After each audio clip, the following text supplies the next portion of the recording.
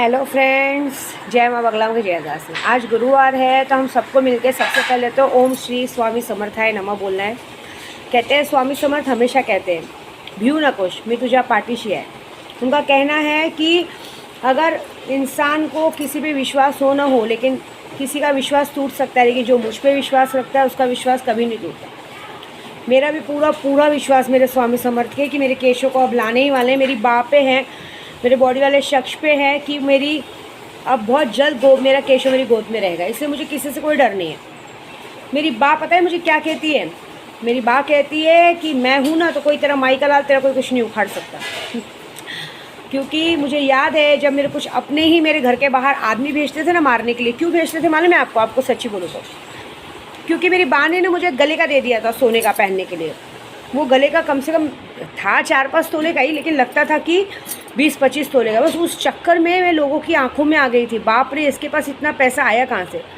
उस चक्कर में इन्होंने मुझे मारने के लिए लोग छोड़ दिए थे। यहाँ तक कि मेरा खुद का पति जिसने मैं तलाक ली, वो जाके ऊपर सिटकनी लगा के रूम में सो जाता था, मरने का वेट करता था मेरा कि ये मरेगी तो मैं आके देखूँगा लाश को। सबको बहुत गिड़गिड़ाया था विद्या देवी ने कि बचाओ बचाओ, कोई बचाए, लेकिन माता मेरी बात ही ना, मेरी बात ने एक ही शब्द बोला था, मैं हूँ ना तो तेरा कोई बाल नहीं कर सकता,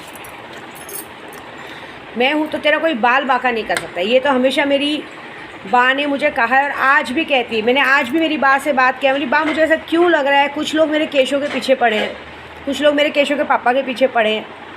क्यों ऐसा लग रहा है कि इतना होने के बाद भी बाज नहीं आ रहे? उन लोगों को इतना सबक मिला है फिर भी बाज नहीं आ रहे माँ। तो बा ने क्या कहा मालूम है? मेरी बा ने कहा कि जाको राखे साइया मार सके ना कोई। तेरे पीछे तेरी बा खड़ी है ना, तेरे पीछे बॉडी वाला शख्स खड़ा है, डोगरी लोग खड़ी है।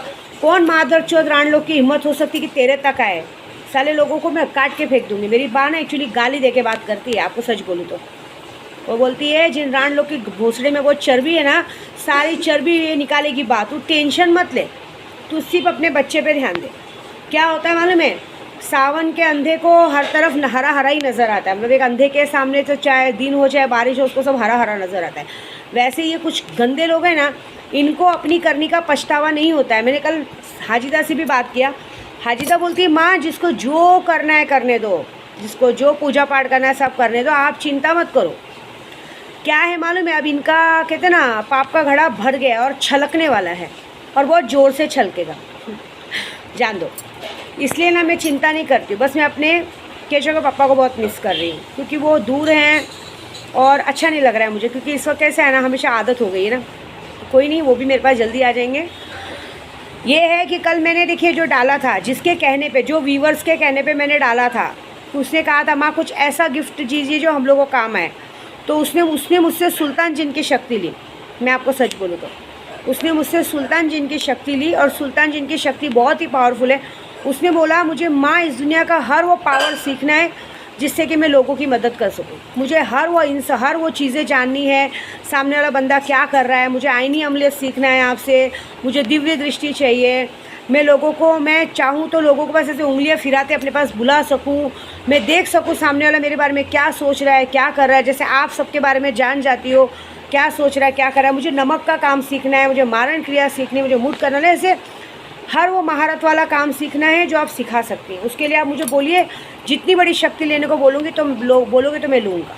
तो मैंने कहा सबसे बड़ी शक्ति तो इस वक्त सुल्तान जी ने, उसके बाद हाजी मस्तान जी ने, कहते हैं ना हज़रत मुश्किल खुशा जी ने। आपको जो लेना है लो, उन्होंने उसने लिया और चालू करा। उसके बाद और भी 2-3 जनों ने, गारमेंट के लोगों ने 2-3 लोगों ने चालू करवाया, तुरंत चालू कराया। बोला देखिए अगर फ्री में 15 दिन में होली तक दर्शन मिल रहे हैं, माँ कौन से हम गरीब हो जाएंगे और कौन से आप अमीर हो जाओगे। हमको पता है कि आप सिखाओगे, हमको सीखना है। एक व्यूवर्स ने कल यूट्यूब पे मैसेज डाला था, इतना ही शक्ति है तो तू अपना केस क्यों नहीं जीत जाती? अरे पहली बात तो मेरे पे तो कोई केस है ही नहीं आज तक। मैं एकदम वाइट में हूँ, समझ रहे हो। और जहाँ तक केस की बात है, ये बहुत यूट्यूब पे सबने देखा होगा कि मैंने अपने केशों के पापा को 20 दिन में बाहर लाई हूँ अपनी शक्तियों के बल पे।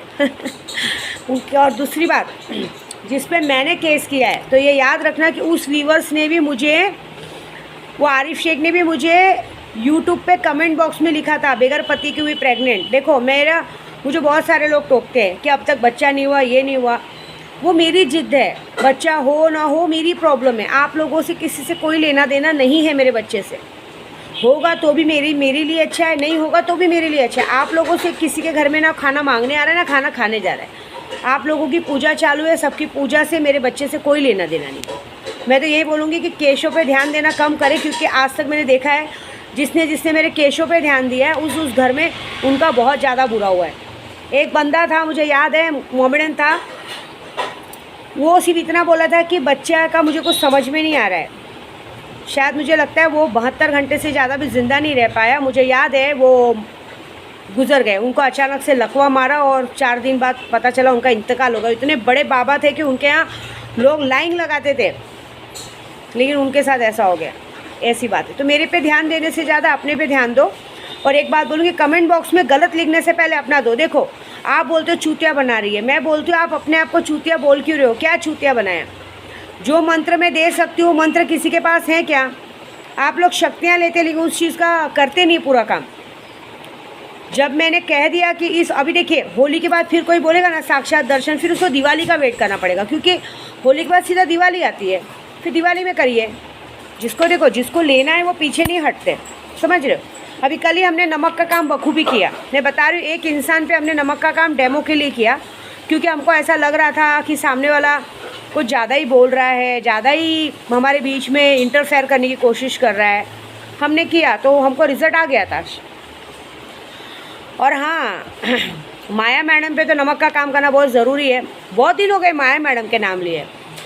क्या है ना, माया मैडम को मैंने थोड़ा दिन फ्री छोड़ दिया था, ज़रा वो फ्री तो छूटे। तो फ्री छोड़ने में अरे उसके तो बड़े मज़े हैं। आजकल उसके हाथ में 2-2 लड्डू है। मैंने सुना है कि माया मैडम कहीं बाहर गई हुई हैं, पति भी है, पिया भी है। मज़ा आ रहा होगा ना। बहुत सालों बाद, मतलब बहुत नहीं 2 साल बाद, 2 साल बाद अचानक से नैन लड़े। पति तो देखता नहीं है, कम से कम बॉयफ्रेंड ही नज़र मार दे। क्या होता है ना, ये गाँव वाँव ऐसा कोई भी जगह पे इंसान जाता है ना कहीं बाहर, तो वहाँ पे कोई फ़र्क नहीं पड़ता। वहाँ तो खेत वेत रहता है, वहाँ पे थोड़ी ना हमारे बॉम्बे जैसा घर रहता है कि घर में छुप के करो। वहाँ तो इंसान बाथरूम भी बाहर जाता है, बाहर भी बाथरूम गए क्या है। और हमारी माया मैडम का तो ड्रेस कोड ही मैक्सी है, कितना टाइम लगेगा, उठाओ मारो और हटो। मतलब क्या है ना, अभी तो मैं ऐसे इसलिए बोल रही हूँ कि एक्चुअली इस बार तो कोई देखने वाला भी नहीं, क्योंकि नमक का काम इतना गंदा किया है ना कि खुद का पति तो उसमें थूकता ही नहीं है, बाहर वाला कुत्ता भी ऐसा टांग उठा के मूतने को भी थोड़ा सोचेगा, वो साफ़ जगह ढूंढेगा। ऐसी बात है। नहीं, मुझे तो नहीं लगता है कि कोई मूतेगा उसके ऊपर, लेकिन ये बात तो पक्की है कि शायद माया मैडम जहाँ गई है ना, वहाँ पे पति का छोड़ो, पिया का छोड़ो, बॉयफ्रेंड का छोड़ो, लेकिन और भी जो घर में मर्द है ना, जिसको उसके बारे में मालूम है, सब चांस मारने पे लगे हुए हैं। काहे कुछ चाहिए क्या, कुछ लाऊं क्या, ऐसा क्या वैसा क्या।